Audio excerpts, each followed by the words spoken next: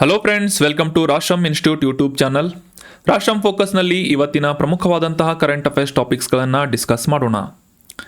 April ತಿಂಗಳಲ್ಲಿ ನಾವು discuss ಮಾಡಿದಂತಹ ಎಲ್ಲ ಪ್ರಮುಖವಾದಂತಹ ಕರೆಂಟ್ ಅಫೇರ್ಸ್ ಟಾಪಿಕ್ಸ್ಗಳನ್ನು ಕ್ವಶನ್ ಆ್ಯಂಡ್ ಆನ್ಸರ್ ಫಾರ್ಮ್ಯಾಟ್ನಲ್ಲಿ ರಿವೈಸ್ ಮಾಡಲಾಗಿದೆ.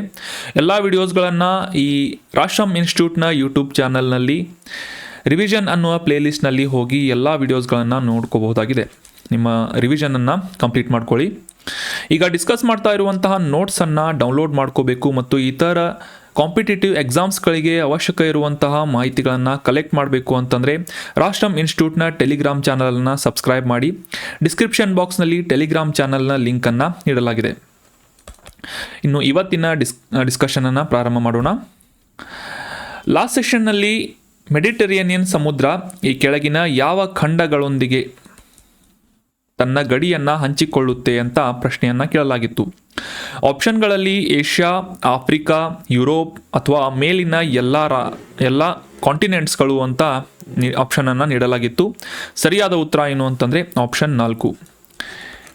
ಏಷ್ಯಾ, ಆಫ್ರಿಕಾ ಮತ್ತು ಯುರೋಪ್ ಖಂಡಗಳೊಂದಿಗೆ ಈ ಮೆಡಿಟರೇನಿಯನ್ ಸಮುದ್ರ ಏನಾಗುತ್ತೆ ತನ್ನ ಕರಾವಳಿಯನ್ನು ಹಂಚಿಕೊಳ್ಳುತ್ತೆ. ಈ ಮ್ಯಾಪ್ನಲ್ಲಿ ಕ್ಲಿಯರ್ ಆಗಿ ನೋಡ್ಕೋಬೋದು.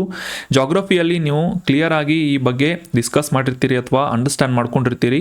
ಮ್ಯಾಪನ್ನು ನೋಡಿಲ್ಲ ಅಂತಂದರೆ ರೆಗ್ಯುಲರ್ ಆಗಿ ಈ ಮ್ಯಾಪನ್ನು ಫಾಲೋ ಮಾಡ್ತಾ ಇರಿ. ಒಂದು ಮ್ಯಾಪಿಂಗ್ ಲೊಕೇಶನ್ಸ್ಗಳನ್ನು ಗುರುತಿಸ್ತಾ ಇರಿ, ರಿವೈಸ್ ಮಾಡ್ತಾ ಇರಿ. ಇದರಿಂದ ನಿಮಗೆ ಎಕ್ಸಾಮಿನೇಷನ್ನಲ್ಲಿ 1 ಅಥವಾ 2 ಕ್ವಶನ್ಸ್ಗಳನ್ನು ಸಾಲ್ವ್ ಮಾಡೋಕ್ಕೆ ಸಾಧ್ಯ ಆಗುತ್ತೆ. ಮುಖ್ಯವಾಗಿ ಈ ಮೆಡಿಟರೇನಿಯನ್ ಸಮುದ್ರ 3 ಪ್ರಮುಖ ಖಂಡಗಳಿಂದ ಆವೃತವಾದಂತಹ ಒಂದು ಸಮುದ್ರ ಅಂತ ಗುರುತಿಸಿಕೊಳ್ಳುತ್ತೆ. Mediterranean sea. ಯುರೋಪ್, ಏಷ್ಯಾ ಮತ್ತು ಆಫ್ರಿಕಾ ಈ 3 ಖಂಡಗಳಿಂದ ಆವೃತವಾದಂತಹ ಈ ಮೆಡಿಟರೇನಿಯನ್ ಸಮುದ್ರ ಸುಮಾರು 22 ದೇಶಗಳಿಂದ ಮತ್ತು ಈ ಯುನೈಟೆಡ್ ಕಿಂಗ್ಡಮ್ನ ಒಂದು ಎಕ್ಸ್ಟರ್ನಲ್ ಪ್ರೊವಿನ್ಸಸ್ ಜಿಬ್ರಾಲ್ಟರ್ ಅನ್ನುವ ಪ್ರೊವಿನ್ಸಸ್ನಿಂದ ಆವೃತವಾದಂತಹ ಒಂದು ಸಮುದ್ರ ಅಂತ ಗುರುತಿಸಿಕೊಳ್ಳುತ್ತೆ. ಅಷ್ಟೇ ಅಲ್ಲದೆ ಪಾಶ್ಚಿಮಾತ್ಯ ನಾಗರಿಕತೆಯ ಉದಯವಾಗಿದ್ದಂತಹ ಒಂದು ಸ್ಥಳ ಕೂಡ ಮೆಡಿಟರೇನಿಯನ್ ಸಮುದ್ರ ಅಂತ ಗುರುತಿಸಿಕೊಳ್ಳುತ್ತೆ. ಫಾರ್ ಎಕ್ಸಾಂಪಲ್ ಈ ಫಿನಿಷಿಯನ್ ನಾಗರಿಕತೆ ಆಗಿರ್ಬೋದು ಅಥವಾ ಈ ರೋಮ್ ಸಾಮ್ರಾಜ್ಯ ಆಗಿರ್ಬೋದು, ಗ್ರೀಸ್ ಸಾಮ್ರಾಜ್ಯ ಆಗಿರ್ಬೋದು, ಈ ಎಲ್ಲ ಪ್ರಮುಖವಾದಂತಹ ನಾಗರಿಕತೆಗಳು ಬೆಳೆದಂತಹ ಒಂದು ಸ್ಥಳ ಮೆಡಿಟರೇನಿಯನ್ ಸಮುದ್ರದ ಒಂದು ಕರಾವಳಿ ಸ್ಥಳ ಅಂತ ನಾವು ಗುರುತಿಸ್ಬೋದು. ಮುಖ್ಯವಾಗಿ ಯುರೋಪಿನಿಂದ ಈ Spain, France, Italy, Slovenia, Croatia, Bosnia, Montenegro, Albania, Greece ಈ ರೀತಿಯಾದಂತಹ ಪ್ರಮುಖ ರಾಷ್ಟ್ರಗಳನ್ನು ಕರಾವಳಿ ಗಡಿಗಳನ್ನು ಹಂಚಿಕೊಳ್ಳುವುದನ್ನು ನಾವು ಕಾಣ್ಬೋದು. ಅದೇ ರೀತಿಯಾಗಿ ಏಷ್ಯಾದಿಂದ ತುರ್ಕಿ ಆಗಿರ್ಬೋದು, ಸಿರಿಯಾ, ಲೆಬನಾನ್, ಈ ಗಾಜಾಪಟ್ಟಿ ಅಂತ ಏನು ಗುರುತಿಸ್ತೇವೆ, ಸಾಕಷ್ಟು ಬಾರಿ ನ್ಯೂಸ್ನಲ್ಲಿ ಇರುತ್ತೆ, ಇಸ್ರೇಲ್ ಆಗಿರ್ಬೋದು, ಈ ರೀತಿಯಾದಂತಹ ಪ್ರಮುಖ ಏಷ್ಯಾದ ರಾಷ್ಟ್ರಗಳ ಕರಾವಳಿಗಳನ್ನು ಈ ಮೆಡಿಟರೇನಿಯನ್ ಸಮುದ್ರ ಹಂಚಿಕೊಳ್ಳುತ್ತೆ. ಅದೇ ರೀತಿಯಾಗಿ ಈ ಆಫ್ರಿಕಾ ಖಂಡದಿಂದ ಮೊರಾಕ್ಕೋ ಆಗಿರ್ಬೋದು, ಅಲ್ಜೀರಿಯಾ, ತುನಿಷಿಯಾ, ಲಿಬಿಯಾ, ಈಜಿಪ್ಟ್ ಈ ರೀತಿಯಾಗಿ ಪ್ರಮುಖ ರಾಷ್ಟ್ರಗಳು ಈ ಮೆಡಿಟರೇನಿಯನ್ ಸಮುದ್ರದ ಕರಾವಳಿಗಳನ್ನು ಹಂಚಿಕೊಳ್ಳುವುದನ್ನು ನಾವು ಕಾಣ್ಬೋದು. ಅಷ್ಟೇ ಅಲ್ಲದೆ ಸಾಕಷ್ಟು ದೊಡ್ಡ ಸಂಖ್ಯೆಯ ದ್ವೀಪಗಳನ್ನು ಕೂಡ ಈ ಮೆಡಿಟರೇನಿಯನ್ ಸಮುದ್ರ ಒಳಗೊಂಡಿದೆ. ಅದರಲ್ಲಿ ಈ ಮಲ್ಲೋರಿಯಾ ಆಗಿರ್ಬೋದು, ಕಾರ್ಸಿಕಾ ಆಗಿರ್ಬೋದು, ಸಾರ್ಡಿನಿಯಾ ಆಗಿರ್ಬೋದು, ಸಿಸಿಲಿ ಆಗಿರ್ಬೋದು, ಕ್ರೇಟ್ ಆಗಿರ್ಬೋದು, ಸೈಪ್ರಸ್ ಆಗಿರ್ಬೋದು. ಸೊ ಈ ರೀತಿಯಾಗಿ ಸಾಕಷ್ಟು ದೊಡ್ಡ ಸಂಖ್ಯೆಯ ಐಲ್ಯಾಂಡ್ಸ್ಗಳನ್ನು ಅಥವಾ ದ್ವೀಪಗಳನ್ನು ಕೂಡ ಇದು ಒಳಗೊಂಡಿದೆ.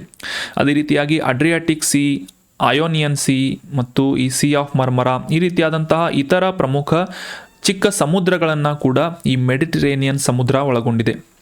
ಮತ್ತು ಈ ಮೆಡಿಟರೇನಿಯನ್ ಸಮುದ್ರದಲ್ಲಿ ಅತಿ ದೊಡ್ಡ ದ್ವೀಪ ಯಾವುದು ಅಂತಂದರೆ ಈ ಇಟಲಿ ಕೆಳಭಾಗದಲ್ಲಿರುವಂತಹ ಸಿಸಿಲಿ ದ್ವೀಪ. ಇದು ಮೆಡಿಟರೇನಿಯನ್ ಸಮುದ್ರದಲ್ಲಿ ಅತಿ ದೊಡ್ಡ ದ್ವೀಪವಾಗಿದೆ, ಐಲ್ಯಾಂಡ್ ಆಗಿದೆ ಅಂತ ನಾವು ಗುರುತಿಸ್ಬೋದು. ಮ್ಯಾಪ್ನಲ್ಲಿ ಕ್ಲಿಯರ್ ಆಗಿ ಅಂಡರ್ಸ್ಟ್ಯಾಂಡ್ ಮಾಡ್ಕೊಳ್ಳಿ. ಆಗಲೇ ತಿಳಿಸಿದ ಹಾಗೆ ಸುಮಾರು 22 ರಾಷ್ಟ್ರಗಳು ಮತ್ತು ಒಂದು ಯುನೈಟೆಡ್ ಕಿಂಗ್ಡಮ್ನ ಒಂದು ಎಕ್ಸ್ಟರ್ನಲ್ ಪ್ರೊವಿನ್ಸಸ್ ಜಿಬ್ರಾಲ್ಟರ್ ಅಂತ. ಸೊ ಈ ರೀತಿಯಾಗಿ ಪ್ರಮುಖ ರಾಷ್ಟ್ರಗಳನ್ನು ಆವರಿಸಿಕೊಂಡಿರುವಂತಹ ಒಂದು ಸಮುದ್ರ ಮೆಡಿಟರೇನಿಯನ್ ಸಮುದ್ರ ಅಂತ ನಾವು ಗುರುತಿಸಬಹುದಾಗಿದೆ. ಏಷ್ಯಾ, ಆಫ್ರಿಕಾ, ಯುರೋಪ್ ಅಥವಾ ಮೇಲಿನ ಎಲ್ಲವೂ ಅಂತ ಕಮೆಂಟ್ ಮಾಡಿದಂತಹ ಎಲ್ಲ ಸ್ಟೂಡೆಂಟ್ಸ್ಗಳಿಗೂ ಕೂಡ ಕಂಗ್ರ್ಯಾಚುಲೇಷನ್ಸ್. ಅದೇ ರೀತಿಯಾಗಿ ಡಿಸ್ಕಷನಲ್ಲಿ ಭಾಗವಹಿಸ್ತಾ ಇರಿ. ಆನ್ಸರ್ ಕರೆಕ್ಟ್ ಇರಲಿ ತಪ್ಪಿರಲಿ ಆನ್ಸರ್ ಮಾಡೋಕ್ಕೆ ಟ್ರೈ ಮಾಡಿ ಅಂತ ಹೇಳ್ತಾ ಇವತ್ತಿನ ಪ್ರಶ್ನೆ ಏನು ಅಂತ ನೋಡೋಣ. ಆನ್ಸರ್ ಮಾಡೋಕ್ಕೆ ಟ್ರೈ ಮಾಡಿ. ಭಾರತದ ಪ್ರಸಿದ್ಧವಾದಂತಹ ಈ ಕಾಮಾಖ್ಯ ದೇವಿ ದೇವಸ್ಥಾನ ಯಾವ ರಾಜ್ಯದಲ್ಲಿದೆ ಅಂತ ಪ್ರಶ್ನೆ ಇದೆ. ಆಪ್ಷನ್ಗಳಲ್ಲಿ ಪಶ್ಚಿಮ ಬಂಗಾಳ, ಅಸ್ಸಾಂ, ಆಪ್ಷನ್ 3 ಗುಜರಾತ್ ಅಥವಾ ಆಪ್ಷನ್ 4 ಜಮ್ಮು ಮತ್ತು ಕಾಶ್ಮೀರ್ ಅಂತ ಇದೆ. ಕಾಮಾಖ್ಯ ದೇವಿಯ ದೇವಸ್ಥಾನ ಈ ಇಮೇಜ್ನಲ್ಲಿ ಕಾಣ್ತಾ ಇದೆ. ಕಾಮಾಖ್ಯ ದೇವಿಯ ದೇವಸ್ಥಾನ ಯಾವ ರಾಜ್ಯದಲ್ಲಿ ಲೊಕೇಟ್ ಆಗಿದೆ ಅಂತ ಗುರುತಿಸಿ ಕಮೆಂಟ್ ಬಾಕ್ಸ್ನಲ್ಲಿ ಕಮೆಂಟ್ ಮಾಡಿ. ಸಾಕಷ್ಟು ಪ್ರಸಿದ್ಧವಾದಂತಹ ಒಂದು ದೇವಸ್ಥಾನ ಇದು. ವಾರ್ಷಿಕವಾಗಿ ಒಂದು ವಿಶೇಷವಾದಂತಹ ಹಿಂಟನ್ನು ನೀಡ್ತಾ ಇದ್ದೀನಿ. ಅಂಬುಬಾಚಿ ಅನ್ನುವ ಒಂದು ಹಬ್ಬವನ್ನು ಕೂಡ ಇಲ್ಲಿ ಆಚರಿಸಲಾಗುತ್ತೆ ಕಾಮಾಖ್ಯ ದೇವಿ ದೇವಸ್ಥಾನದಲ್ಲಿ. ಸೊ ಇದು ಯಾವ ರಾಜ್ಯದಲ್ಲಿದೆ ಅಂತ ಗುರುತಿಸಿ ಕಮೆಂಟ್ ಬಾಕ್ಸ್ನಲ್ಲಿ ಕಮೆಂಟ್ ಮಾಡಿ. ಇನ್ನು ಇವತ್ತಿನ ಮೊದಲನೇ ಆರ್ಟಿಕಲ್ ವೆನಿಜುವೆಲಾ ಅನ್ನುವ ದೇಶದ ಬಗ್ಗೆ ಕ್ಲಿಯರ್ ಆಗಿ ಒಂದು ಆರ್ಟಿಕಲ್ನಲ್ಲಿ ಅಂಡರ್ಸ್ಟ್ಯಾಂಡ್ ಮಾಡ್ಕೊಳ್ಳೋಣ. ಅದಕ್ಕಿಂತ ಮುಂಚೆ ಕಾಂಟೆಕ್ಸ್ಟ್ ಏನು ಅಂತ ಅಂಡರ್ಸ್ಟ್ಯಾಂಡ್ ಮಾಡ್ಕೊಳ್ಳೋದು ಇಂಪಾರ್ಟೆಂಟ್ ಆಗುತ್ತೆ. ಈ ಕಾಂಟೆಕ್ಸ್ಟ್ ಸ್ಪೆಸಿಫಿಕ್ ಆಗಿ ನಾನು ಯಾಕೆ ಮೆನ್ಷನ್ ಮಾಡಿರ್ತೀನಿ ಅಂತಂದರೆ, ಈ ಕಾಂಟೆಕ್ಸ್ಟನ್ನು ನೀವು ನೆನಪಿಟ್ಟುಕೊಳ್ಳೋದ್ರ ಮೂಲಕ ಆ ಒಂದು ಡೀಟೇಲ್ ಆದಂತಹ ಮಾಹಿತಿಯನ್ನು ಕೂಡ ಲಿಂಕ್ ಮಾಡಿಕೊಂಡು ಅದರ ಬಗ್ಗೆ ನೆನಪಿಟ್ಕೊಳ್ಳೋದು ಅಥವಾ ಮೆಮರಿ ನಿಮ್ಮ ಬ್ರೈನ್ನಲ್ಲಿ ಮೆಮರಿ ಫಾರ್ಮೇಷನ್ ಪ್ರೊಸೆಸ್ ಏನಿದೆ ಅದು ಈಸಿಯಾಗಿ ಫಾರ್ಮ್ ಆಗುತ್ತೆ. ಸೊ ಇದೇ ಒಂದು ಕಾರಣಕ್ಕಾಗಿ ಕಾಂಟೆಕ್ಸ್ಟನ್ನು ಕೂಡ ನಾನು ಈ ಒಂದು ಡಿಸ್ಕಷನ್ನಲ್ಲಿ ಕಂಪಲ್ಸರಿಯಾಗಿ ಇನ್ಕ್ಲೂಡ್ ಮಾಡ್ತೀನಿ. ಕಾಂಟೆಕ್ಸ್ಟ್ ಅಂತಂತಂದರೆ ಅದಕ್ಕೆ ಸಂಬಂಧಪಟ್ಟಂತಹ ಇತ್ತೀಚಿನ ನ್ಯೂಸ್ ಏನಾಗಿತ್ತು ಅಂತ ಅನ್ನೋದು ಕಾಂಟೆಕ್ಸ್ಟ್ ಆಗುತ್ತೆ. ಸೊ ಈ ವೆನಿಜುವೆಲಾ ಇತ್ತೀಚೆಗೆ ನ್ಯೂಸ್ನಲ್ಲಿ ಯಾಕೆ ಇತ್ತು ಅಂತ ಈ ಕಾಂಟೆಕ್ಸ್ಟನ್ನು ಅಂಡರ್ಸ್ಟ್ಯಾಂಡ್ ಮಾಡ್ಕೊಳ್ಳೋದಾದರೆ, ಜಾಗತಿಕವಾಗಿ ಈ ಒಂದು ಹವಾಮಾನ ಬದಲಾವಣೆ ಆಗಿರ್ಬೋದು ಅಥವಾ ಜಾಗತಿಕ ತಾಪಮಾನ ಹೆಚ್ಚಾಗ್ತಾ ಇರುವುದರಿಂದ ಆಗಿರ್ಬೋದು ಮತ್ತು ವಿಶೇಷವಾಗಿ ಈ ವೆನಿಜುವೆಲಾ ದೇಶದಲ್ಲಿ ಈ ಪರಿಸರ ಸಂರಕ್ಷಣೆಗೆ ಸರಿಯಾದಂತಹ ಕ್ರಮಗಳನ್ನು ಕೈಗೊಳ್ಳದೇ ಇರುವ ಕಾರಣಕ್ಕಾಗಿ ತನ್ನ ಒಂದು ಭಾಗದಲ್ಲಿ ಅಥವಾ ತನ್ನ ದೇಶದಲ್ಲಿ ಎಲ್ಲ ಅಸ್ತಿತ್ವದಲ್ಲಿದ್ದಂತಹ ಹಿಮನದಿಗಳನ್ನು ಅಥವಾ ಗ್ಲೇಷಿಯರ್ಸ್ಗಳನ್ನು ಸಂಪೂರ್ಣವಾಗಿ ಕಳೆದುಕೊಂಡಂತಹ ಮೊದಲ ದೇಶ ಅಂತ ಈ ವೆನಿಜುವೆಲಾವನ್ನು ಗುರುತಿಸಲಾಗ್ತಾ ಇದೆ. ಸೊ ಇದು ಒಂದು ನೆಗೆಟಿವ್ ಇಂಪ್ರೆಷನ್ ಅಂತ ಕೂಡ ನಾವು ಅಂಡರ್ಸ್ಟ್ಯಾಂಡ್ ಮಾಡ್ಕೋಬೋದು. ಹಿಮನದಿಗಳು ಅಂತಂದರೆ ಗ್ಲೇಷಿಯರ್ಸ್ ಅಂತ ನಾವು ಅಂಡರ್ಸ್ಟ್ಯಾಂಡ್ ಮಾಡ್ಕೋಬೇಕಾಗುತ್ತೆ. ಭಾರತದಲ್ಲೂ ಕೂಡ ಸುಮಾರು 16,500ಕ್ಕೂ ಹೆಚ್ಚು 16,600 ಸಂಖ್ಯೆಯ ಗ್ಲೇಷಿಯರ್ಸ್ಗಳು ಲೊಕೇಟ್ ಆಗಿವೆ ಅಂತ ನಮಗೆಲ್ಲ ಗೊತ್ತಿರುವಂಥ ವಿಚಾರ. ಸೊ ಆದರೆ ವೆನಿಜುವೆಲಾದಲ್ಲಿ ಅಸ್ತಿತ್ವದಲ್ಲಿದ್ದಂತಹ ಕೊನೆಯ ಈ ಒಂದು ಹಿಮನದಿ ಅಥವಾ ಗ್ಲೇಷಿಯರ್ ಏನಿದೆ ಸಂಪೂರ್ಣವಾಗಿ ಕರಗಿ ಹೋಗಿದೆ ಅಂತ ಇತ್ತೀಚೆಗೆ ಈ ವೆನಿಜುವೆಲಾ ದೇಶ ನ್ಯೂಸ್ನಲ್ಲಿ ಪಬ್ಲಿಷ್ ಆಗಿತ್ತು. ಸೊ ಹೀಗಾಗಿ ಈ ವೆನಿಜುವೆಲಾ ದೇಶ ನ್ಯೂಸ್ನಲ್ಲಿರುವುದರಿಂದ ಇದಕ್ಕೆ ಸಂಬಂಧಪಟ್ಟಂತಹ ಅದರಲ್ಲೂ ಕೂಡ ಮ್ಯಾಪಿಂಗ್ ರಿಲೇಟ್ ಆದಂತಹ ಮಾಹಿತಿಗಳು ನಮಗೆ examination point of view important ಆಗುತ್ತೆ. ಸೊ ಹೀಗಾಗಿ ಈ ವೆನಿಜುವೆಲಾ ಬಗ್ಗೆ ಕೆಲವೊಂದಿಷ್ಟು ಬೇಸಿಕ್ ಅಂಡರ್ಸ್ಟ್ಯಾಂಡಿಂಗನ್ನು ಈ ಒಂದು ಆರ್ಟಿಕಲ್ನಲ್ಲಿ ಮಾಡ್ಕೊಳ್ಳೋಣ. ಈ ದಕ್ಷಿಣ ಅಮೆರಿಕಾ ಖಂಡದ ಉತ್ತರ ಭಾಗದಲ್ಲಿರುವಂತಹ ಒಂದು ಪ್ರಮುಖವಾದಂತಹ ರಾಷ್ಟ್ರ ವೆನಿಜುವೆಲಾ ಅಂತ ಗುರುತಿಸಿಕೊಳ್ಳುತ್ತೆ. ಇದರ ರಾಜಧಾನಿ ಕ್ಯಾರಾಕಸ್ ಅಂತ. ಈ ಒಂದು ಕರಾವಳಿ ಸ್ಥಳದಲ್ಲಿರುವಂತಹ ಕ್ಯಾರಾಕಸ್ ಅನ್ನುವ ನಗರ ವೆನಿಜುವೆಲಾದ ರಾಜಧಾನಿಯಾಗಿದೆ ಅಂತ ನಾವು ಗುರುತಿಸಬೇಕು. ವೆನಿಜುವೆಲಾ ರಾಷ್ಟ್ರದ ಉತ್ತರದಲ್ಲಿ ಕ್ಯಾರಿಬಿಯನ್ ಸಿ ಅಥವಾ ಕ್ಯಾರಿಬಿಯನ್ ಸಮುದ್ರ ಅದರ ಒಂದು ಕರಾವಳಿಯನ್ನು ವೆನಿಜುವೆಲಾ ರಾಷ್ಟ್ರ ಹಂಚಿಕೊಳ್ಳುತ್ತೆ. ಅದೇ ರೀತಿಯಾಗಿ ನೈಋತ್ಯ ಭಾಗದಲ್ಲಿ ಕೊಲಂಬಿಯಾ, ದಕ್ಷಿಣದಲ್ಲಿ ಬ್ರೆಜಿಲ್ ಮತ್ತು ಪೂರ್ವ ಭಾಗದಲ್ಲಿ ಗಯಾನಾ ಅನ್ನುವ 3 ಪ್ರಮುಖ ರಾಷ್ಟ್ರಗಳಿಂದ ಆವೃತ್ತವಾದಂತಹ ಅಥವಾ ಕೊಲಂಬಿಯಾ, ಬ್ರೆಜಿಲ್ ಮತ್ತು ಗಯಾನಾದೊಂದಿಗೆ ಗಡಿಯನ್ನು ಹಂಚಿಕೊಳ್ಳುವಂತಹ ದಕ್ಷಿಣ ಅಮೆರಿಕಾ ಖಂಡದ ಉತ್ತರ ಭಾಗದಲ್ಲಿರುವಂತಹ ಒಂದು ಪ್ರಮುಖ ರಾಷ್ಟ್ರ ವೆನಿಜುವೆಲಾ ಅಂತ ನಾವು ಈ ಒಂದು ಮ್ಯಾಪ್ನಲ್ಲಿ ಕ್ಲಿಯರ್ ಆಗಿ ಅಂಡರ್ಸ್ಟ್ಯಾಂಡ್ ಮಾಡ್ಕೋಬೇಕು. ಅದೇ ರೀತಿಯಾಗಿ ಈ ಆಂಡೀಸ್ ಪರ್ವತ ಶ್ರೇಣಿ ಅಂತ ಏನು ಗುರುತಿಸ್ತೇವೆ ನಾವು ದಕ್ಷಿಣ ಅಮೆರಿಕಾ ಖಂಡದಲ್ಲಿರುವಂತಹ ಜಗತ್ತಿನಲ್ಲಿ ಅತಿ ಉದ್ದವಾದಂತಹ ಭೂಮಿಯ ಮೇಲಿನ ಪರ್ವತ ಶ್ರೇಣಿ ಆಂಡೀಸ್ ಮೌಂಟನ್ ರೇಂಜ್ ಅಂತ ಗುರುತಿಸ್ತೇವೆ. ಸೊ ಈ ಮೌಂಟನ್ ರೇಂಜ್ನ ಉತ್ತರ ಭಾಗ ಏನಿದೆ ಈ ಒಂದು ವೆನಿಜುವೆಲಾ ರಾಷ್ಟ್ರದಲ್ಲಿ ವ್ಯಾಪಿಸಿದೆ ಅಂತ ನಾವು ಈ ಒಂದು ಮ್ಯಾಪ್ನಲ್ಲಿ ಕ್ಲಿಯರ್ ಆಗಿ ಅಂಡರ್ಸ್ಟ್ಯಾಂಡ್ ಮಾಡ್ಕೋಬಹುದು. ಅಥವಾ ನೀವು ಜಾಗ್ರಫಿಕಲ್ ಮ್ಯಾಪ್ನಲ್ಲಿ ಸ್ಪೆಸಿಫಿಕ್ ಆಗಿ ನೋಡಿದರೆ ಈ ಒಂದು ಆ್ಯಂಡೀಸ್ ಪರ್ವತ ಶ್ರೇಣಿಯ ಒಂದು ವಿಸ್ತಾರವನ್ನು ಕ್ಲಿಯರ್ ಆಗಿ ಅಂಡರ್ಸ್ಟ್ಯಾಂಡ್ ಮಾಡ್ಕೋಬಹುದು. ಮುಖ್ಯವಾಗಿ ಈ ಒಂದು ಆ್ಯಂಡೀಸ್ ಪರ್ವತ ಶ್ರೇಣಿಯಲ್ಲಿ ಹುಟ್ಟಿ ಹರಿಯುವಂತಹ ಸಾಕಷ್ಟು ವಿಶೇಷವಾದಂತಹ ಮತ್ತು ಪ್ರಮುಖವಾದಂತಹ ನದಿಗಳನ್ನು ಈ ವೆನೆಜುವೆಲಾ ರಾಷ್ಟ್ರದಲ್ಲಿ ಹರಿಯೋದನ್ನು ನಾವು ಕಾಣ್ಬೋದು. ಅದೇ ರೀತಿಯಾಗಿ ಅದರಲ್ಲಿ ಕೆಲವೊಂದಿಷ್ಟು ಅಂತಂದರೆ ಒರಿನೋಕೋ ಅನ್ನುವ ಒಂದು ನದಿ ಕೂಡ ಅದರ ಒಂದು ಜಲಾನಯನ ಪ್ರದೇಶದಲ್ಲಿ ಈ ವೆನೆಜುವೆಲಾ ವ್ಯಾಪಿಸಿದೆ ಅಂತ ನಾವು ಅಂಡರ್ಸ್ಟ್ಯಾಂಡ್ ಮಾಡ್ಕೋಬೇಕು. ಅದೇ ರೀತಿಯಾಗಿ ಈ ಮರಾಕೈಬೋ ಅನ್ನುವ ಒಂದು ಪ್ರಮುಖ ಸರೋವರ ಏನಿದೆ ಈ ವೆನೆಜುವೆಲಾದಲ್ಲಿ ಅತ್ಯಂತ ದೊಡ್ಡ ಸರೋವರ ಅಂತ ನಾವು ಗುರುತಿಸ್ಬೋದು. Maracaibo is the largest lake in Venezuela country ಅಂತ ನಾವು ಅಂಡರ್ಸ್ಟ್ಯಾಂಡ್ ಮಾಡ್ಕೋಬೇಕು. ಅದೇ ರೀತಿಯಾಗಿ ಚುರೂನ್ ಅನ್ನುವ ನದಿಯಿಂದ ಹರಿದು ಬರುವಂತಹ ಮತ್ತು ಈ ಒಂದು ನದಿಯಿಂದ ವ್ಯಾಪಿಸಿದಂತಹ ಉಂಟಾಗುವಂತಹ ಒಂದು ವಿಶ್ವದಲ್ಲೇ ಅತಿ ದೊಡ್ಡ ಜಲಪಾತ ಏಂಜಲ್ ಜಲಪಾತ ಈ ಒಂದು ವಿಡಿಯೋದಲ್ಲಿ ನೀವು ನೋಡ್ಬೋದು.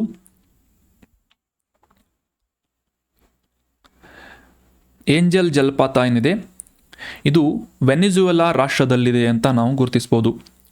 ವಿಶ್ವದ ಅತಿ ಎತ್ತರದ ಜಲಪಾತ ಸುಮಾರು 979 ಮೀಟರ್ ಎತ್ತರ ಇರುವಂತಹ ಒಂದು ಜಲಪಾತ ವೆನೆಜುವೆಲಾದಲ್ಲಿದೆ. ಇದರ ಹೆಸರು ಏಂಜಲ್ ಜಲಪಾತ ಅಂತ ನಾವು ಗುರುತಿಸ್ಬೋದು. ಈ ಒಂದು ವಿಡಿಯೋದಲ್ಲಿ ಕ್ಲಿಯರ್ ಆಗಿ ನೋಡ್ತಾ ಇದ್ದೀರಾ ನೀವು.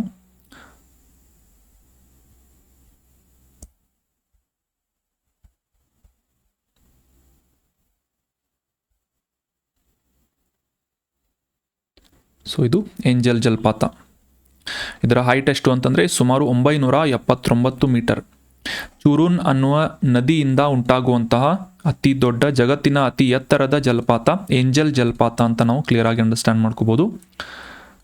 ಸಾಕಷ್ಟು ವೈಭವಯುತವಾಗಿ ಕಂಡುಬರುವಂತಹ ಜಲಪಾತ ಏಂಜಲ್ ಜಲಪಾತ ಆಗಿದೆ. ನೋಡಿ ಇಲ್ಲಿ ಸರಿಯಾಗಿ ಇದರ ನೀರು ಭೂಮಿಯನ್ನು ತಲುಪ್ತಾನೇ ಇಲ್ಲ. ಸೊ ಮೇಲಿಂದ ಮೇಲೆ ಆವಿಯಾಗಿ ಹೋಗ್ತಾ ಇದೆ. ಸೊ ಅಷ್ಟೊಂದು ಎತ್ತರದಲ್ಲಿರುವಂತಹ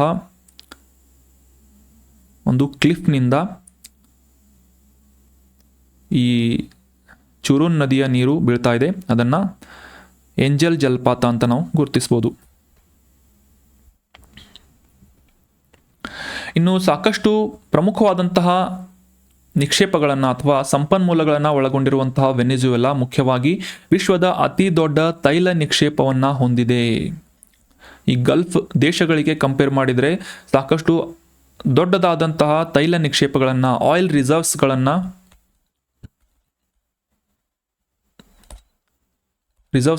ಹೊಂದಿದೆ ಅಂತ ಹೇಳಲಾಗುತ್ತೆ.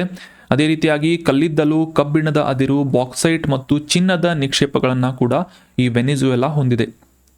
ಸೊ ಇಷ್ಟೊಂದು ಶ್ರೀಮಂತವಾದಂತಹ ಸಂಪನ್ಮೂಲಗಳನ್ನು ಹೊಂದಿದ್ರೂ ಸಹಿತ ಈ ವೆನೆಜುವೆಲಾ ಆರ್ಥಿಕವಾಗಿ ಸಾಕಷ್ಟು ಹಿಂದುಳಿದಂತಹ ಒಂದು ದೇಶ ಅಂತ ಗುರುತಿಸಿಕೊಳ್ಳುತ್ತೆ. ಇದಕ್ಕೆ ಕಾರಣ ಏನು ಅಂತಂದರೆ ದಶಕಗಳಿಂದಲೂ ಕೂಡ ಇಲ್ಲಿ ಒಂದು ಪೊಲಿಟಿಕಲ್ ಇನ್ಸ್ಟೆಬಿಲಿಟಿ ಇರೋ ಕಾರಣಕ್ಕಾಗಿ, ರಾಜಕೀಯ ಅಸ್ಥಿರತೆ ಇರುವುದ ಕಾರಣಕ್ಕಾಗಿ ಮತ್ತು ಅಲ್ಲಿನ ರಾಜಕಾರಣಿಗಳು ಸಾಕಷ್ಟು ಭ್ರಷ್ಟಾಚಾರದಲ್ಲಿ ತೊಡಗಿರುವ ಕಾರಣಕ್ಕಾಗಿ ರ್ಯಾಂಪಂಟ್ ಆದಂತಹ ಕರಪ್ಷನ್ ಇರುವುದರಿಂದ ಈ ವೆನೆಜುವೆಲಾ ದೇಶ ಆರ್ಥಿಕವಾಗಿ ಆಗಿರ್ಬೋದು ಅಥವಾ ಸಾಮಾಜಿಕವಾಗಿ ಆಗಿರ್ಬೋದು ಸಾಕಷ್ಟು ಹಿಂದುಳಿದಂತಹ ರಾಷ್ಟ್ರ ಅಂತ ಗುರುತಿಸಿಕೊಳ್ಳುತ್ತೆ. ಫಾರ್ ಎಕ್ಸಾಂಪಲ್ ಸಾಕಷ್ಟು ಲಾ ಆ್ಯಂಡ್ ಆರ್ಡರ್ ಇಶ್ಯೂಸ್ಗಳಾಗಿರ್ಬೋದು, ಸಾಕಷ್ಟು ಕ್ರೈಮ್ ರೇಟ್ಸ್ಗಳು ಹೆಚ್ಚಾಗ್ತಾ ಇರುತ್ತೆ. ಅದೇ ರೀತಿಯಾಗಿ ಈ ಟೂರಿಸ್ಟ್ಗಳಿಗೆ ಸಾಕಷ್ಟು ಅನ್ಸೇಫ್ ಆದಂತಹ ಪ್ಲೇಸ್ ಆಗಿ ವೆನೆಜುವೆಲಾವನ್ನು ಗುರುತಿಸಲಾಗುತ್ತೆ.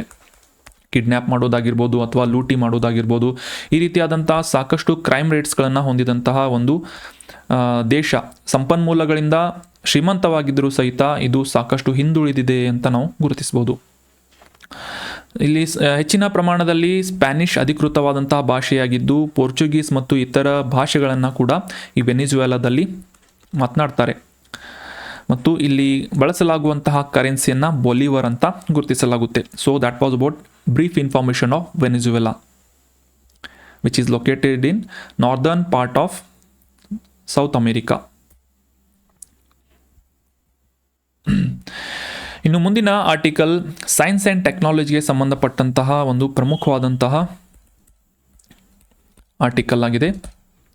ಸೈನ್ಸ್ ಆ್ಯಂಡ್ ಟೆಕ್ನಾಲಜಿ, ಸೈನ್ಸ್ ಮುಖ್ಯವಾಗಿ ಸೈನ್ಸ್ ರಿಲೇಟ್ ಆದಂತಹ ಒಂದು ಆರ್ಟಿಕಲ್ ಅಂತ ಅಂಡರ್ಸ್ಟ್ಯಾಂಡ್ ಮಾಡ್ಕೋಬೋದು. ಎಕ್ಸ್ಟ್ರಾ ಪಲ್ಮನರಿ ಟ್ಯೂಬರ್ಕ್ಯುಲೋಸಿಸ್ ಬಗ್ಗೆ ಈ ಆರ್ಟಿಕಲ್ನಲ್ಲಿ ಡೀಟೇಲ್ ಆಗಿ ಅಂಡರ್ಸ್ಟ್ಯಾಂಡ್ ಮಾಡ್ಕೊಳ್ಳೋಣ.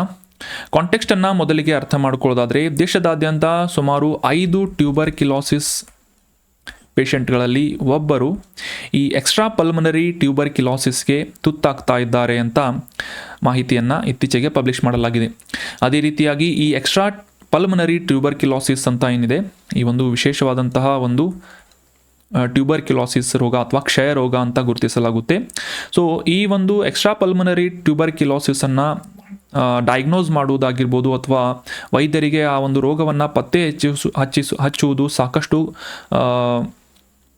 ಏನಂತಾರೆ, ಅದು ಚಾಲೆಂಜಿಂಗ್ ಆಗಿ ಕಾಣ್ತಾ ಇದೆ. ಸೊ ಇದೇ ಒಂದು ಕಾರಣಕ್ಕಾಗಿ ಈ ಒಂದು ಎಕ್ಸ್ಟ್ರಾ ಪಲ್ಮನರಿ ಟ್ಯೂಬರ್ಕ್ಯುಲೋಸಿಸ್ನಿಂದ ಕೂಡ ಸಾಕಷ್ಟು ಪ್ರಮಾಣದ ಸಾವುಗಳು ಉಂಟಾಗ್ತಾ ಇವೆ ಅಂತ ನ್ಯೂಸ್ನಲ್ಲಿ ಪಬ್ಲಿಷ್ ಆಗಿತ್ತು. ಸೊ ಹೀಗಾಗಿ ಈ ಎಕ್ಸ್ಟ್ರಾ ಪಲ್ಮನರಿ ಟ್ಯೂಬರ್ಕ್ಯುಲೋಸಿಸ್ ಅಂದರೆ ಏನು ಅಂತ ಕ್ಲಿಯರ್ ಆಗಿ ಈ ಒಂದು ಆರ್ಟಿಕಲ್ನಲ್ಲಿ ಅಂಡರ್ಸ್ಟ್ಯಾಂಡ್ ಮಾಡ್ಕೋಣ. ಸಾಮಾನ್ಯವಾಗಿ ಮಾನವನ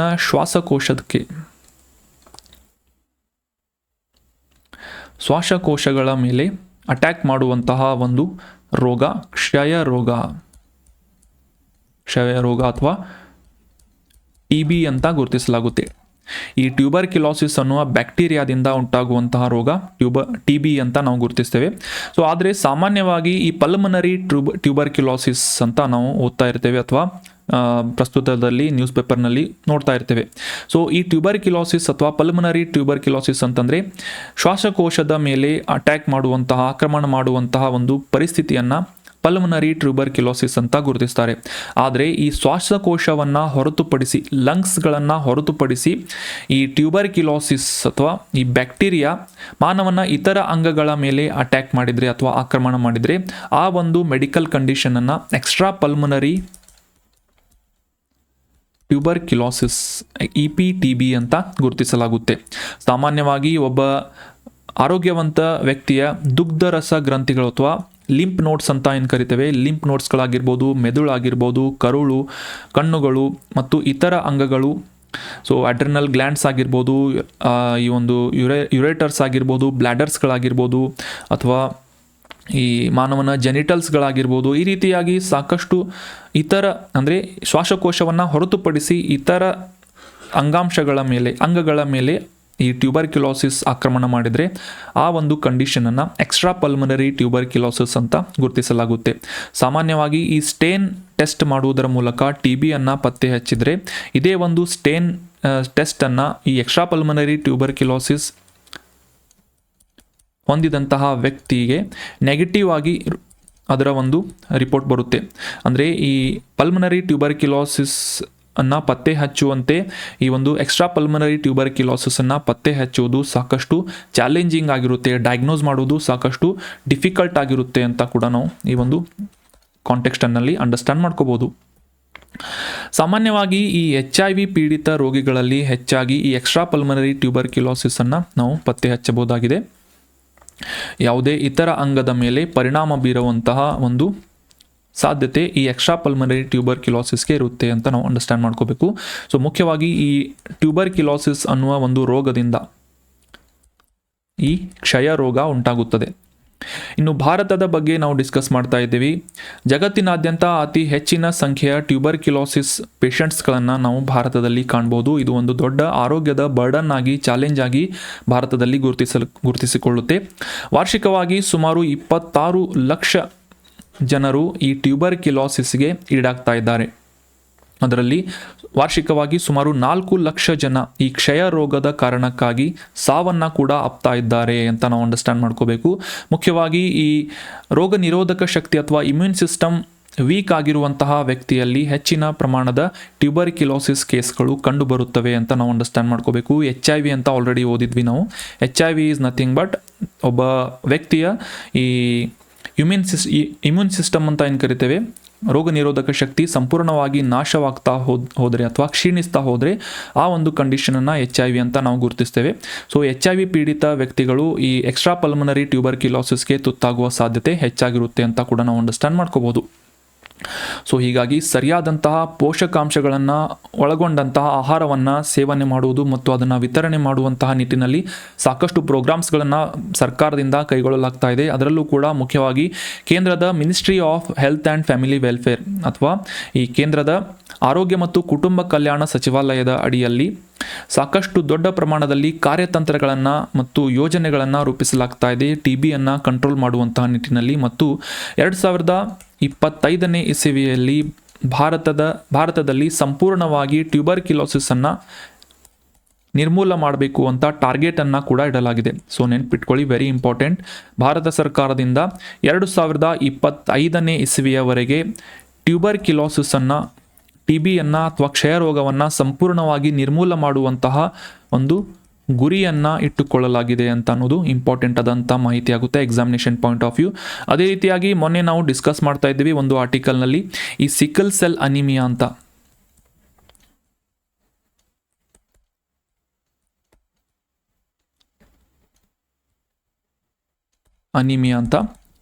ಸೊ ಈ ಸಿಕಲ್ ಸೆಲ್ ಅನಿಮಿಯಾವನ್ನು 2047ನೇ ಇಸವಿಯವರೆಗೆ ಸಂಪೂರ್ಣವಾಗಿ ನಿರ್ಮೂಲ ಮಾಡುವಂತಹ ಗುರಿಯನ್ನು ಭಾರತ ಸರ್ಕಾರ ಹೊಂದಿದೆ. ಅದೇ ರೀತಿಯಾಗಿ TBಯನ್ನು ಕಂಪ್ಲೀಟ್ ಆಗಿ ವ್ಯಾನಿಷ್ ಮಾಡುವಂತಹ ಒಂದು ಇರಾಡಿಕೇಟ್ ಮಾಡುವಂತಹ ಒಂದು ಟಾರ್ಗೆಟನ್ನು 2025ರ ವೇಳೆಗೆ ಹೊಂದಿದೆ ಅಂತ ನಾವು ಈ ಒಂದು ಕಾಂಟೆಕ್ಸ್ಟನ್ನು ಅಂಡರ್ಸ್ಟ್ಯಾಂಡ್ ಮಾಡ್ಕೋಬೋದು. So that was about detailed information of extra pulmonary tuberculosis. ಮುಂದಿನ ಆರ್ಟಿಕಲ್ ಎನ್ವೈರ್ಮೆಂಟ್ ರಿಲೇಟ್ ಅಥವಾ ಅಗ್ರಿಕಲ್ಚರ್ ರಿಲೇಟ್ ಆದಂತಹ ಒಂದು ಇಂಪಾರ್ಟೆಂಟ್ ಆರ್ಟಿಕಲ್ ಆಗಿದೆ. ಕಾಂಟೆಕ್ಸ್ಟನ್ನು ಮೊದಲಿಗೆ ಅರ್ಥ ಮಾಡ್ಕೊಳ್ಳೋದಕ್ಕಿಂತ ಮುಂಚೆ ಈ ಆ್ಯಪಲ್ ಅಥವಾ ಸೇಬನ್ನು ಕೃಷಿ ಮಾಡಬೇಕು ಅಂತಂದರೆ ಸಾಮಾನ್ಯವಾಗಿ ಭಾರತದಲ್ಲಿ ಈ 1500 ಅಂದರೆ ಅಥವಾ 1500 ಮೀಟರ್ನಿಂದ 2700 ಮೀಟರ್ ಸಮುದ್ರ ಮಟ್ಟದಿಂದ ಎತ್ತರದ ಪ್ರದೇಶದಲ್ಲಿ ಇರುವಂತಹ ಸ್ಥಳಗಳಲ್ಲಿ ಮಾತ್ರ ಈ ಸೇಬನ್ನು ಕೃಷಿ ಮಾಡೋಕ್ಕೆ ಸಾಧ್ಯವಾಗ್ತಾ ಇತ್ತು. ಆದರೆ ಇತ್ತೀಚಿನ ದಿನಗಳಲ್ಲಿ ಗ್ಲೋಬಲ್ ವಾರ್ಮಿಂಗ್ ಆಗಿರ್ಬೋದು ಅಥವಾ ಇತರ ಯಾವುದೇ ಕೆಲವೊಂದಿಷ್ಟು ಉಷ್ಣಾಂಶ ಹೆಚ್ಚಾಗುವಂತಹ ಕಾರಣಕ್ಕಾಗಿ, ತಾಪಮಾನ ಹೆಚ್ಚಾಗ್ತಾ ಇರುವಂತಹ ಕಾರಣಕ್ಕಾಗಿ ಈ ಸೇಬನ್ನು ಕೃಷಿ ಮಾಡುವುದಕ್ಕೆ ಸಮುದ್ರ ಮಟ್ಟದಿಂದ ಸುಮಾರು 3400 ಮೀಟರ್ ಎತ್ತರದಲ್ಲಿರುವಂತಹ ಈ ಹಿಮಾಚಲ್ ಪ್ರದೇಶದ ಸ್ಪೀತಿ ಕಣಿವೆಯಲ್ಲೂ ಕೂಡ ಸಾಧ್ಯವಾಗ್ತಾ ಇದೆ ಅಂತ ಈ ಕಾಂಟೆಕ್ಸ್ಟ್ ಅಥವಾ ನ್ಯೂಸನ್ನು ಪಬ್ಲಿಷ್ ಮಾಡಲಾಗಿತ್ತು. ದಶಕಗಳಿಂದ ತಾಪಮಾನ ಕ್ರಮೇಣವಾಗಿ ಹೆಚ್ಚಾಗ್ತಾ ಇರುವ ಕಾರಣಕ್ಕಾಗಿ ಇಷ್ಟು ಕಡಿಮೆ ಅಥವಾ ಈ ಒಂದು ರೇಂಜಿನಲ್ಲಿ ಬೆಳೆಯಬೇಕಾಗಿದ್ದಂತಹ ಸೇಬನ್ನು ಈ ಅತಿ ಹೆಚ್ಚಿನ ಸಮುದ್ರ ಮಟ್ಟದಿಂದ ಅಥವಾ ಸಿ ಲೆವೆಲ್ನಿಂದ ಅತಿ ಹೆಚ್ಚಿನ ಮಟ್ಟದ ಒಂದು ಎತ್ತರದಲ್ಲೂ ಕೂಡ ಸೇಬನ್ನು ಬೆಳೆಯಲಾಗ್ತಾ ಇದೆ ಈ ಒಂದು ಹಿಮಾಚಲ್ ಪ್ರದೇಶದ ಸ್ಪೀತಿ ವ್ಯಾಲಿಯಲ್ಲಿ ಅಂತ ನ್ಯೂಸ್ನಲ್ಲಿ ಪಬ್ಲಿಷ್ ಆಗಿತ್ತು. ಸೊ ಇದನ್ನು ನೀವು ಪಾಸಿಟಿವ್ ನ್ಯೂಸ್ ಅಂತ ಕೂಡ ಗಮನಿಸ್ತಿದ್ರೆ, ಅಂದರೆ ಈ ಸೇಬನ್ನು ಹೆಚ್ಚಿನ ಪ್ರಮಾಣದಲ್ಲಿ ಬೆಳೆಯಲಾಗ್ತಾ ಇದೆ ಅಂತ ನೀವು ಗಮನಿಸಿದರೂ ಕೂಡ ಆನ್ ದ ಅದರ್ ಹ್ಯಾಂಡ್ ಈ ತಾಪಮಾನ ಹೆಚ್ಚಾಗ್ತಾ ಇದೆ ಅನ್ನೋದು ಒಂದು ಪರಿಸರಕ್ಕೆ ನೆಗೆಟಿವ್ ಆದಂತಹ ಋಣಾತ್ಮಕವಾದಂತಹ ಒಂದು ಬೆಳವಣಿಗೆ ಅಂತ ನಾವು ಇಲ್ಲಿ ಗಮನಿಸಬೇಕಾಗುತ್ತೆ. ಸೊ ಕಾಂಟೆಕ್ಸ್ಟನ್ನು ಈಗ ಅಂಡರ್ಸ್ಟ್ಯಾಂಡ್ ಮಾಡ್ಕೊಂಡ್ವಿ. ಈಗ ಸೇಬು ಅಥವಾ ಈ ಒಂದು ಆ್ಯಪಲ್ ಅಗ್ರಿಕಲ್ಚರ್ ಕುರಿತಾದಂತಹ ಕೆಲವೊಂದಿಷ್ಟು ಬೇಸಿಕ್ ಇನ್ಫಾರ್ಮೇಷನ್ಸ್ಗಳನ್ನು ಅಂಡರ್ಸ್ಟ್ಯಾಂಡ್ ಮಾಡ್ಕೊಳ್ಳೋಣ. ವೈಜ್ಞಾನಿಕವಾಗಿ ಈ ಸೇಬನ್ನು ಮಾಲಸ್ ಫುಮಿಲಾ ಅಂತ ಗುರುತಿಸಲಾಗುತ್ತೆ. ಮಾಲಸ್ ಫುಮಿಲಾ ಅಂತ ಈ ಸೇಬನ್ನು ಗುರುತಿಸಲಾಗುತ್ತೆ. ಸಾಮಾನ್ಯವಾಗಿ ಟೆಂಪರೇಟ್ ರೀಜನ್ಸ್ ಅಥವಾ ಸಮಶೀತೋಷ್ಣ ಪ್ರದೇಶಗಳಲ್ಲಿ ಈ ಸೇಬು ಹಣ್ಣನ್ನು ಬೆಳೆಯಲಾಗುತ್ತೆ. ಆದರೆ ಇದಕ್ಕೆ ಒಂದು ಅಪೋಸಿಟ್ ಆಗಿ ಭಾರತದಲ್ಲಿ ಈ ಹಿಮಾಲಯ ಪರ್ವತ ಶ್ರೇಣಿಗಳಲ್ಲಿ ಮತ್ತು ಎತ್ತರ ಪ್ರದೇಶಗಳಲ್ಲೂ ಕೂಡ, ಅಂದರೆ ಸಮಶೀತೋಷ್ಣ ಹವಾಮಾನ ಇಲ್ಲದೆ ಹೋದರೂ ಕೂಡ ಈ ಸೇಬನ್ನು ಬೆಳೆಯಲಾಗ್ತಾ ಇದೆ ಅಂತ ಈ ಒಂದು ವಿಶೇಷವಾದಂತಹ ಮಾಹಿತಿಯನ್ನು ಅಂಡರ್ಸ್ಟ್ಯಾಂಡ್ ಮಾಡ್ಕೋಬೇಕು. ಸಾಮಾನ್ಯವಾಗಿ ಇದು ಸಮಶೀತೋಷ್ಣ ವಲಯದಲ್ಲಿ ಬೆಳೆಯುವಂತಹ ಬೆಳೆಯಾಗಿದ್ದರೂ ಸಹ ಭಾರತದ ಈ ಒಂದು ಸಮಶೀತೋಷ್ಣ ವಲಯದ ಹವಾಮಾನ ಇಲ್ಲದೆ ಹೋದರೂ ಕೂಡ ಈ ಹಿಮಾಲಯ ಪರ್ವತ ಶ್ರೇಣಿಗಳಲ್ಲಿ ಮತ್ತು ಎತ್ತರದ ಪ್ರದೇಶಗಳಲ್ಲಿ ಈ ಸೇಬನ್ನು ಬೆಳೆಯಲಾಗುತ್ತೆ. ಆಗಲೇ ತಿಳಿಸಿದ ಹಾಗೆ ಭಾರತದಲ್ಲಿ ಸುಮಾರು 1500 ಮೀಟರ್ನಿಂದ 2700 ಮೀಟರ್ ಎತ್ತರದಲ್ಲಿ ಈ ಸೇಬನ್ನು ಸಾಕಷ್ಟು ದೊಡ್ಡ ಪ್ರಮಾಣದಲ್ಲಿ ಬೆಳೆಯಲಾಗ್ತಾ ಇದೆ ಭಾರತದಲ್ಲಿ. ಈ ಬೇಸಿಗೆಯ ಅಥವಾ ಈ ಒಂದು ಬೆಳವಣಿಗೆಯ ಸೀಸನ್ನಲ್ಲಿ, ಅಂದರೆ ಸೇಬನ್ನು ಬೆಳೆಯುವಂತಹ ಸಂದರ್ಭದಲ್ಲಿ ತಾಪಮಾನ ಸಾಮಾನ್ಯವಾಗಿ ಆವ್ರೇಜ್ನಲ್ಲಿ 21 ಡಿಗ್ರಿ ಸೆಲ್ಸಿಯಸ್ನಿಂದ 24 ಡಿಗ್ರಿ ಸೆಲ್ಸಿಯಸ್ವರೆಗೆ ಇರಬೇಕಾಗುತ್ತೆ.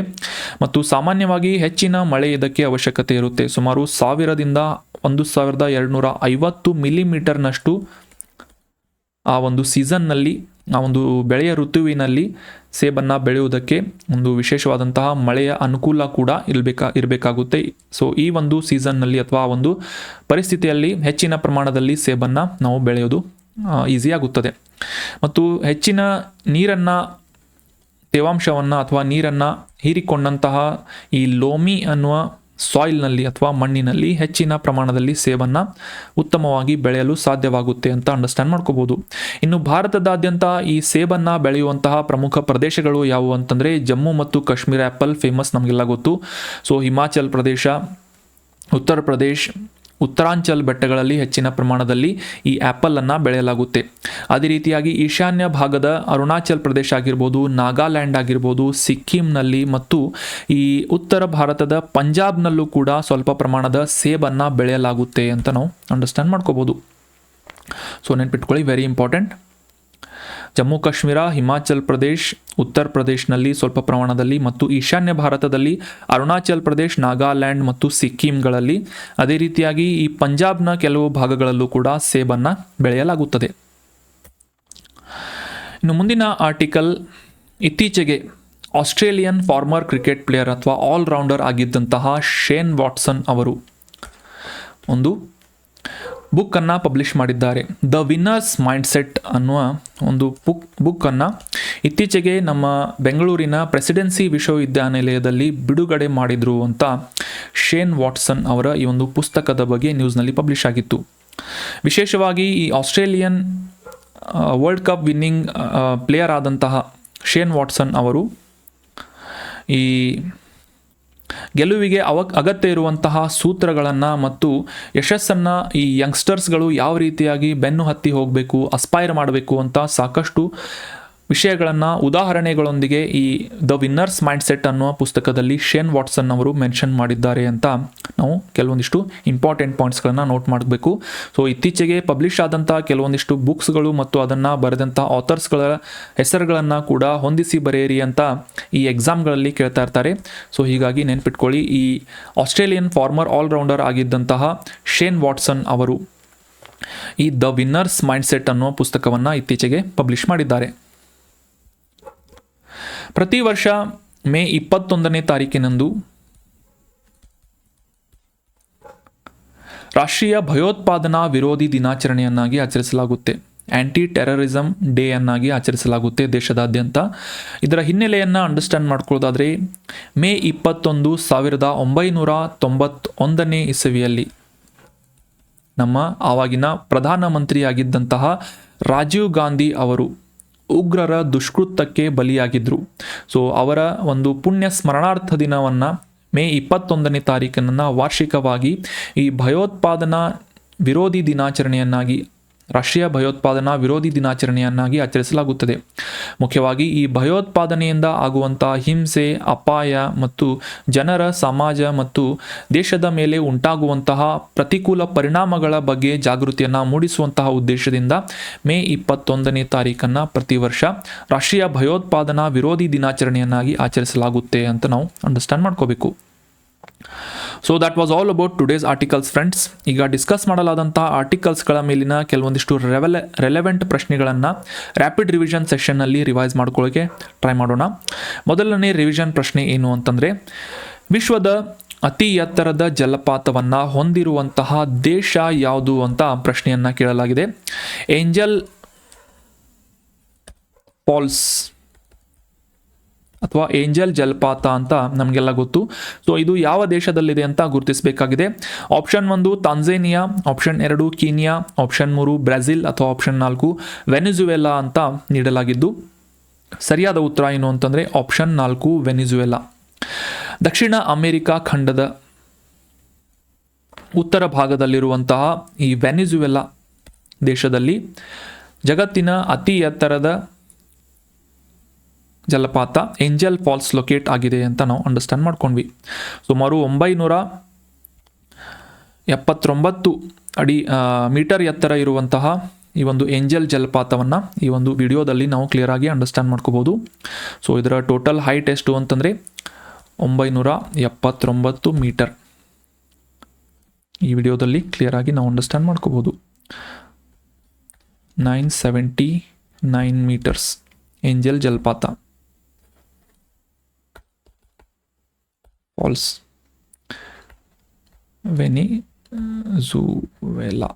ವೆನಿಜುವೆಲಾ ದೇಶದಲ್ಲಿ ಇದು ಲೊಕೇಟ್ ಆಗಿದೆ.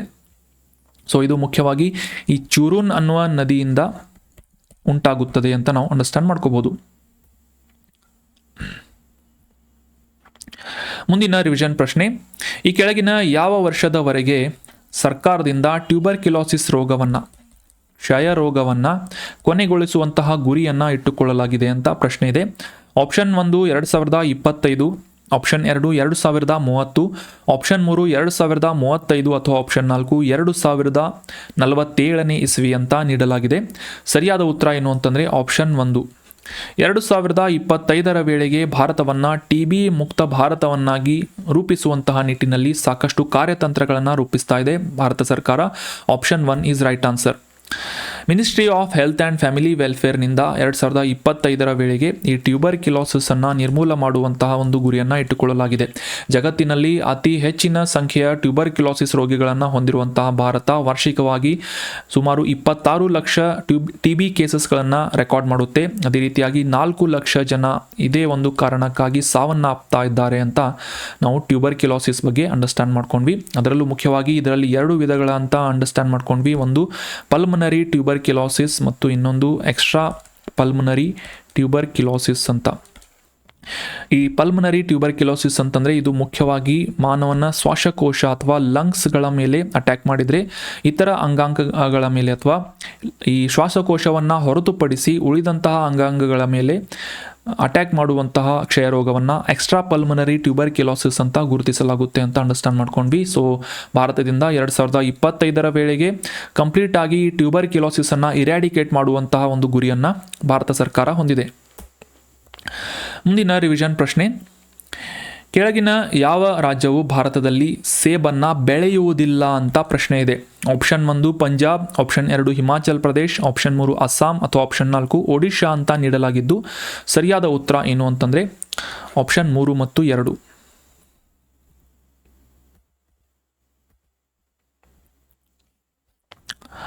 ಅಸ್ಸಾಂ ಮತ್ತು ಒಡಿಶಾದಲ್ಲಿ ಈ ಸೇಬನ್ನು ಬೆಳೆಯಲಾಗುವುದಿಲ್ಲ. ಉಳಿದಂತೆ ಹಿಮಾಚಲ್ ಪ್ರದೇಶ್ ಮತ್ತು ಪಂಜಾಬ್ ಮತ್ತು ಉತ್ತರ ಪ್ರದೇಶ್, ಈ ಜಮ್ಮು ಮತ್ತು ಕಾಶ್ಮೀರ, ಸಿಕ್ಕಿಂ ಆಗಿರ್ಬೋದು, ಅರುಣಾಚಲ್ ಪ್ರದೇಶ ಆಗಿರ್ಬೋದು, ನಾಗಾಲ್ಯಾಂಡ್ ಆಗಿರ್ಬೋದು, ಈ ರೀತಿಯಾದಂಥ ಪ್ರಮುಖ ರಾಜ್ಯಗಳಲ್ಲಿ ಸೇಬನ್ನು ಬೆಳೆಯಲಾಗುತ್ತೆ ಅಂತ ನಾವು ಅಂಡರ್ಸ್ಟ್ಯಾಂಡ್ ಮಾಡ್ಕೋಬಹುದು. ಮುಂದಿನ ರಿವಿಷನ್ ಪ್ರಶ್ನೆ, ದಿ ವಿನ್ನರ್ಸ್ ಮೈಂಡ್ಸೆಟ್ ಅನ್ನುವ ಪುಸ್ತಕವನ್ನು ಇತ್ತೀಚೆಗೆ ಪಬ್ಲಿಷ್ ಮಾಡಲಾಗಿದ್ದು ಇದರ ಕರ್ತೃ ಯಾರು ಈ ಪುಸ್ತಕವನ್ನು ಬರೆದಿದ್ದಾರೆ ಅಂತ ಪ್ರಶ್ನೆ ಇದೆ. Option 1 Sunil Gavaskar, option 2 AB de Villiers, option 3 Ricky Ponting ಅಥವಾ ಆಪ್ಷನ್ 4 ಶೇನ್ ವಾಟ್ಸನ್ ಅಂತ ನೀಡಲಾಗಿದೆ. ಸೊ ಸರಿಯಾದ ಉತ್ತರ ಏನು ಅಂತಂದರೆ ಆಪ್ಷನ್ 4. ಆಸ್ಟ್ರೇಲಿಯಾದ ಫಾರ್ಮರ್ ಆಲ್ರೌಂಡರ್ ಆಗಿದ್ದಂತಹ ಶೇನ್ ವಾಟ್ಸನ್ ಅವರಿಂದ ದ ವಿನ್ನರ್ಸ್ ಮೈಂಡ್ಸೆಟ್ ಅನ್ನುವ ಪುಸ್ತಕವನ್ನು ಇತ್ತೀಚೆಗೆ ಪಬ್ಲಿಷ್ ಮಾಡಲಾಗಿದೆ. Option 4 Shane Watson is right answer. ಬೆಂಗಳೂರಿನ ಈ ಪ್ರೆಸಿಡೆನ್ಸಿ ವಿಶ್ವವಿದ್ಯಾನಿಲಯದಲ್ಲಿ ಇತ್ತೀಚೆಗೆ ದ ವಿನ್ನರ್ಸ್ ಮೈಂಡ್ಸೆಟ್ ಅನ್ನೋ ಪುಸ್ತಕವನ್ನು ಶೇನ್ ವಾಟ್ಸನ್ ಅವರು ಬುಕ್ಕನ್ನು ಪಬ್ಲಿಷ್ ಮಾಡಿದ್ದಾರೆ. ಸೊ ಅದೇ ರೀತಿಯಾಗಿ ಆಸ್ಟ್ರೇಲಿಯನ್ ಟೀಮ್ನ ಆಲ್ರೌಂಡರ್ ಆಗಿ ಮತ್ತು ಈ IPL ತಂಡಗಳ ಸಾಕಷ್ಟು ಫ್ರ್ಯಾಂಚೈಸೀಸ್ಗಳಿಗೆ ಶೇನ್ ವಾಟ್ಸನ್ ಅವರು ಆಡಿದ್ದಾರೆ. ನಮ್ಮ RCBಯನ್ನು ಇನ್ಕ್ಲೂಡ್ ಮಾಡಿಕೊಂಡು ಚೆನ್ನೈ ಸೂಪರ್ ಕಿಂಗ್ಸ್ ಆಗಿರ್ಬೋದು ಅಥವಾ ರಾಜಸ್ಥಾನ್ ರಾಯಲ್ಸ್ ಆಗಿರ್ಬೋದು. ಸೊ ಈ ರೀತಿಯಾಗಿ ಸಾಕಷ್ಟು ಫ್ರ್ಯಾಂಚೈಸಿಗಳಿಗೂ ಕೂಡ ಈ ಶೇನ್ ವಾಟ್ಸನ್ ಅವರು ಕ್ರಿಕೆಟನ್ನು ಆಡಿದ್ದಾರೆ. So that was all about today's articles and discussion friends. ಈ ಕಾಂಟೆಂಟನ್ನು ನಿಮ್ಮ ಎಲ್ಲ ಫ್ರೆಂಡ್ಸ್ಗಳ ಜೊತೆ ಶೇರ್ ಮಾಡಿ. ಏನಾದರೂ ಡೌಟ್ಸ್ ಇದ್ದರೆ ಕಮೆಂಟ್ ಬಾಕ್ಸ್ನಲ್ಲಿ ಕಮೆಂಟ್ ಮಾಡಿ. ಡಿಸ್ಕಷನ್ನಲ್ಲಿ ಕೇಳಲಾದಂಥ ಪ್ರಶ್ನೆಗೆ ಸರಿಯಾಗಿ ಆನ್ಸರ್ ಮಾಡೋಕ್ಕೆ ಟ್ರೈ ಮಾಡಿ. Thank you so much for joining the discussion. Have an awesome day.